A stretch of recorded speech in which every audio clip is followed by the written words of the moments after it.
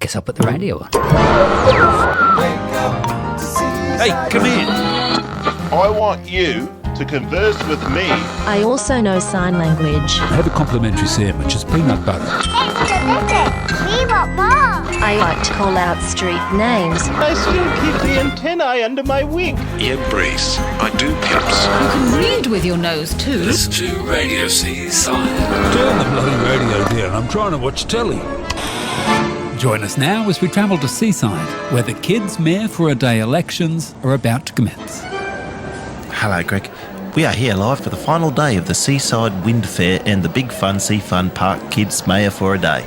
What a mouthful. Oh, yes, Shane. As per the constitution of this town, 2 children have been nominated to be elected the mayor for a day. This year we have our first family feud, so to speak, as 2 sisters fight for the prize position of a pink bicycle and the Big Fun Sea Park show bag. Our first candidate is older sister Sue Smelt, a 7-year-old native of Harbour Street and a seafood enthusiast. Oh, and they're lowering the mic stand for her now. 1, 2, 1, 2. If elected kids mayor for a day, I will demand all kids to be given a free bike. Wow, what a measure. That's a pretty bold move, Shane, to be offering free bikes with the 2-year-old sea drought going on at the moment. No adult is going to go for that. She is certain to lose. Now let's hear from Sue Smelt's sister, 3-year-old Gwen, and they're lowering the mic even lower. This should be cute. Testing, testing. Hello. If elected kids mayor for a day, I will give all children their own bike.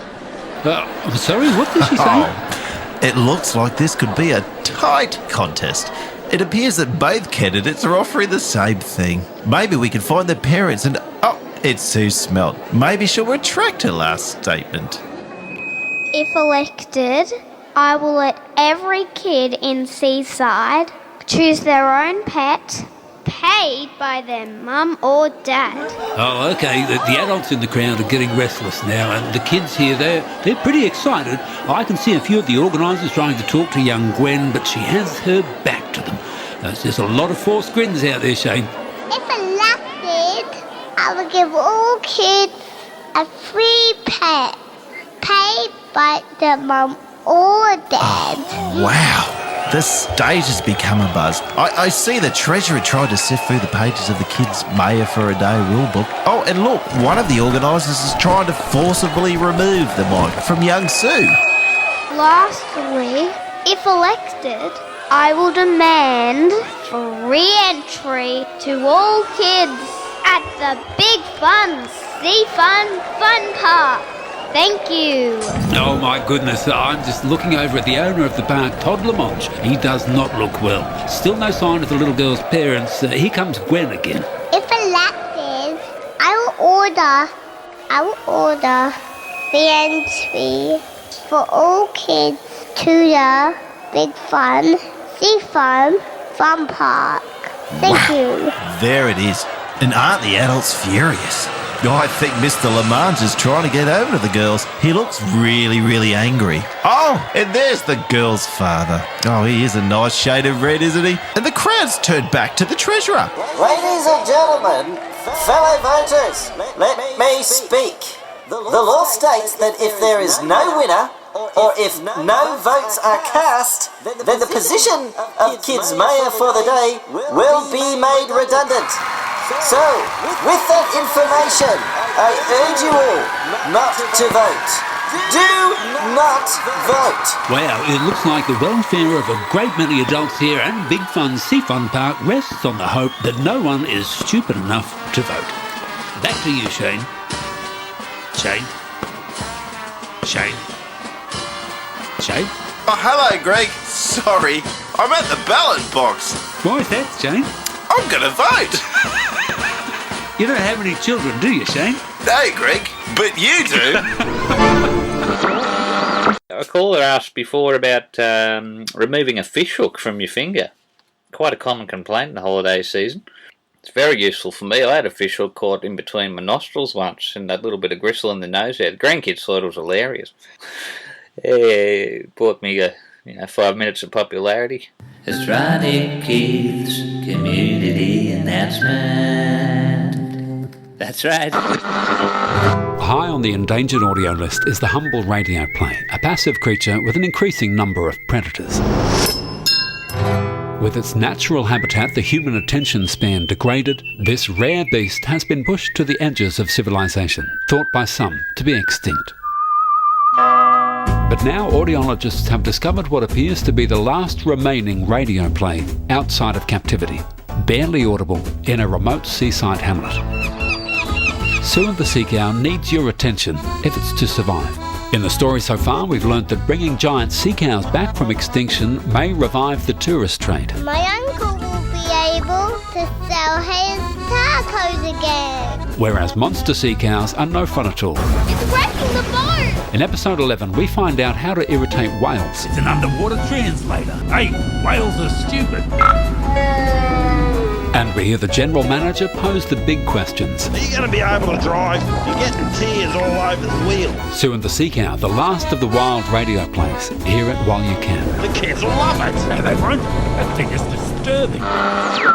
This is 2CC, Seaside Community Radio. A C for you, a C for me, and not that again. Well, anyway, we seem to have celebrity DJ Ronnie Keith on the line, believe it or not. Everybody's favourite personality. Not mine, he's a tossbag. Yeah, well, not Marvin's, but anyway, he's from Radio 43U, and he's called us live on air all the way from Calcutta for some reason. I think he really likes the show. Or he's bum-dialed you accidentally. Still pretty good.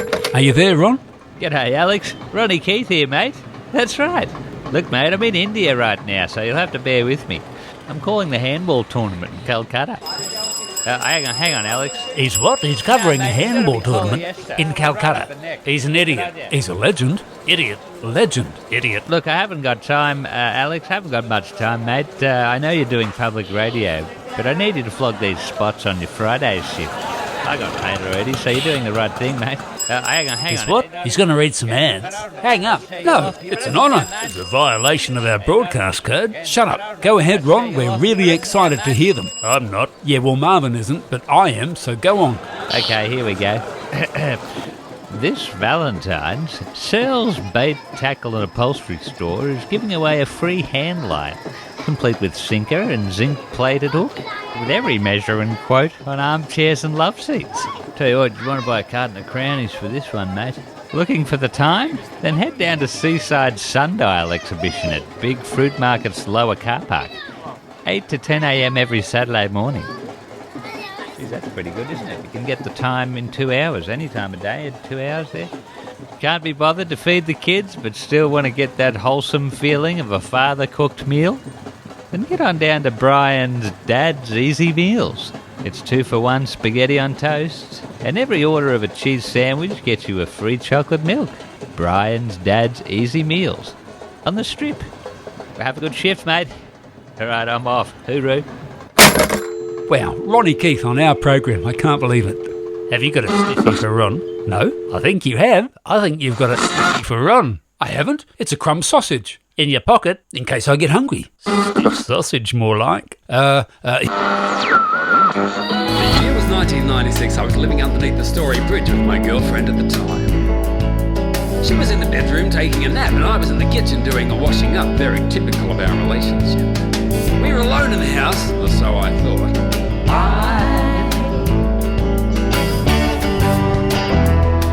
was washing up in my flat under the bridge in 1996 when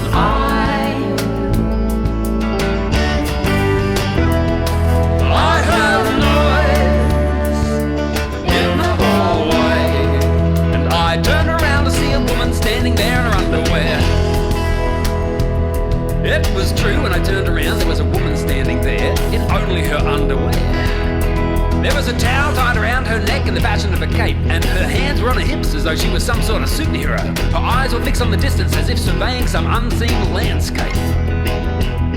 I said, "Who the devil are you?" as you would.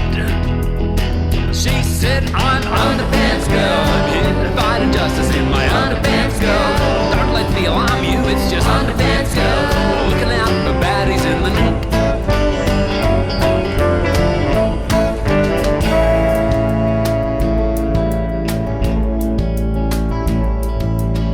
that, she tipped me a little wink as if to say that everything would be okay as long as she was not too far away. And it must have been a mixture of surprise and alarm that spun me back around to continue washing up. She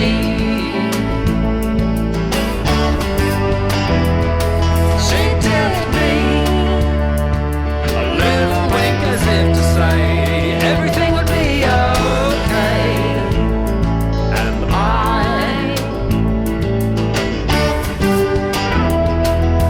turned around, returned to the sink and my washing up.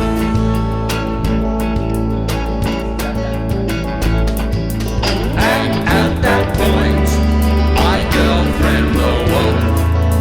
I said, did you see her? And she said, and I said, Underpants Girl. She was just here in the kitchen, in her Underpants Girl, looking out for baddies in her Underpants Girl, looking for injustice in the nick.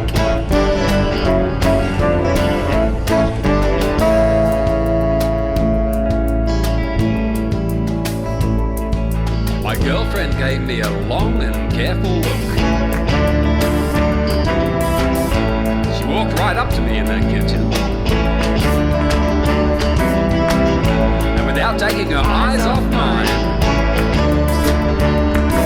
she pulled down one side of her skirt. A highly provocative move, but not under the circumstances, for you see, it was then I realised that she was wearing exactly the same underpants as worn by the half-naked crusader I had just witnessed in my hallway. The penny dropped and now crumbled. My world collided as I realised that Underpants Girl was now out there only wearing a towel around her neck.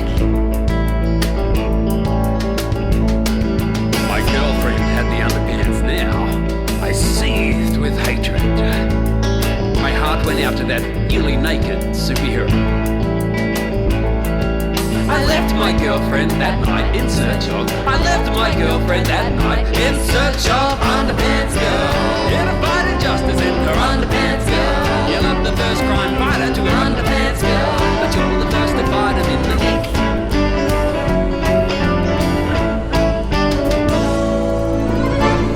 Come with us now as we travel to Seaside, where the General Manager and the ruthless Captain Hades are on the trail of a monster, the giant mutant sea cow, which they hope to turn into children's Happy Meals.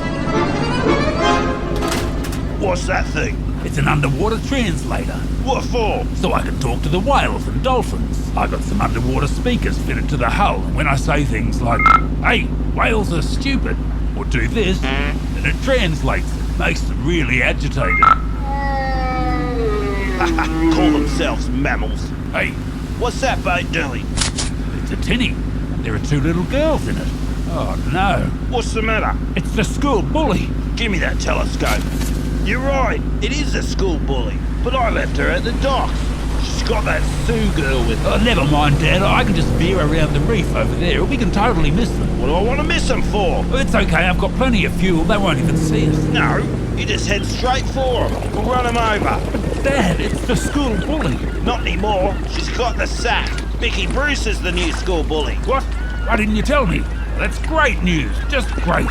Mickey Bruce. I love Mickey Bruce. You're not going to start crying, are you? What?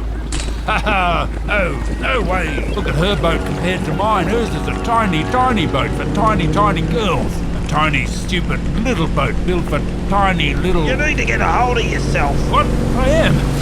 It's just salt in my eyes.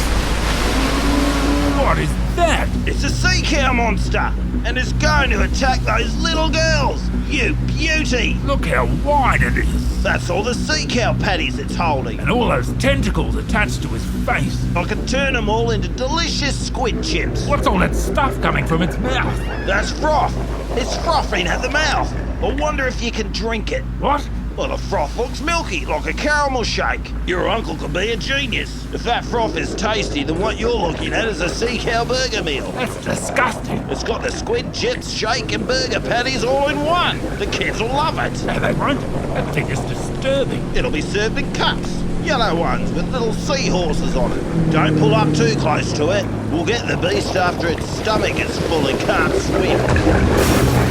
It's gonna finish them off. Yes. Take that, you stupid bully. Are you going going to be able to drive? You're getting tears all over the wheel. It's just the wind. It makes my eyes water. Thought it was the salt. It's both.